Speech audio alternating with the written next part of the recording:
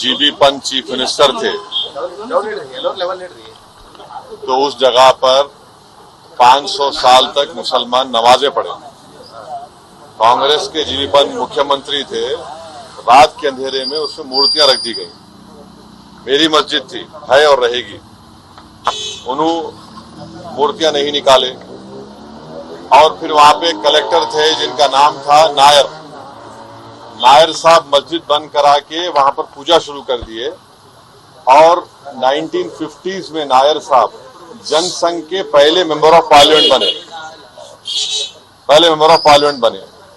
फिर 1986 में लॉक्स खोले गए, बगैर मुसलमानों को सुने। बूटा सिंह शिलान्यास कर दिए।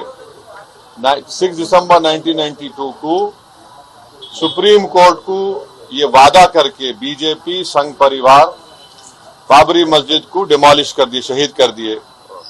और बीजेपी के पास ये मुद्दा कब आया आपको मालूम? आप लोग मालूम बीजेपी कब उठाई? 1989 में पालनपुर में बीजेपी रेजोल्यूशन पास करी। विश्व हिंदू परिषद जब फॉर्म हुई, जब तो राम मंदिर नहीं था। महात्मा गांधी बोले क्या?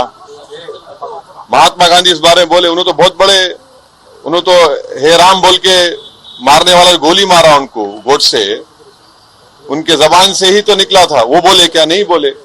तो ये पूरा एक सिस्टमैटिक तरीके से भारत के मुसलमानों से ये बाबरी मस्जिद को छीन लिया गया। सुप्रीम कोर्ट का यकीनन फैसला है। सुप्रीम कोर्ट हमारे मुल्क की आखिरी एपेक्स कोर्ट है। टाइटल सूट था, तो टाइटल सूट में सुप्रीम कोर्ट ने यह कह दिया कि फेथ की बुनियाद पर हम ये जगह मुसलमानों को नहीं दे सकते। सुप्रीम कोर्ट ये भी कह दिया कि वहां पर मंदिर को तोड़कर मस्जिद नहीं बनाई गई। ये सुप्रीम कोर्ट ने कहा उस जजमेंट में। और मैंने सुप्रीम कोर्ट के जजमेंट आने के बाद ये रिएक्शन आपको मीडिया को दिया था कि एक सुप्रीम कोर्ट के रिटायर्ड चीफ जस्टिस थे, उनका नाम जस्टिस जेएस वर्मा नाम था। उन्होंने सुप्रीम कोर्ट के बारे में कहा था कि supreme court is supreme but not infallible. ये उन्होंने कहा था, मैं फिर से कह रहा हूं। और मैंने उस वक्त ये कहा था कि ये जजमेंट आने के बाद ऐसे कई मुद्दे खुल जाएंगे, जिसको अंग्रेजी में बोलते हैं Pandora box will be open.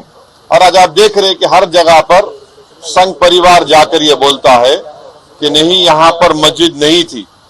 ये मेरा मानना है, ये मेरा बोलना है, हम ये बोल रहे हैं। अगर जीबी पंत मूर्तियां हटा देते तो क्या आज ये दिन देखना पड़ता हमारे को? अगर 1986 में ताले नहीं खोले जाते तो क्या आज ये दिन आता? क्या अगर 6 दिसंबर को बाबरी मस्जिद डेमोलिशन नहीं होता तो क्या ये दिन देखना पड़ता? ये सवाल है हमारे, इसका जवाब कोई दे ही नहीं रहा है।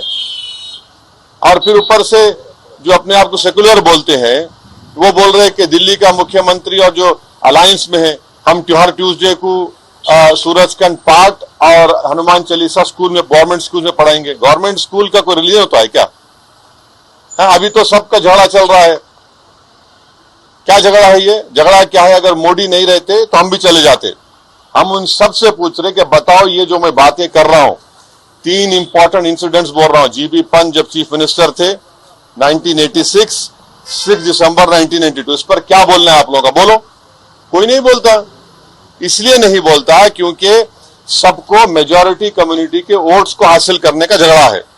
और नरेंद्र मोदी ये काम करके मेजॉरिटी वोट्स को कंसोलिडेट करना चाहते हैं और इससे पैगाम दे रहे हैं भारत के मुसलमानों के कि आपका भारत की पॉलिटिक्स में आपका क्या मुकाम है, आपकी प्लेस क्या है, ये बताया जा रहा है।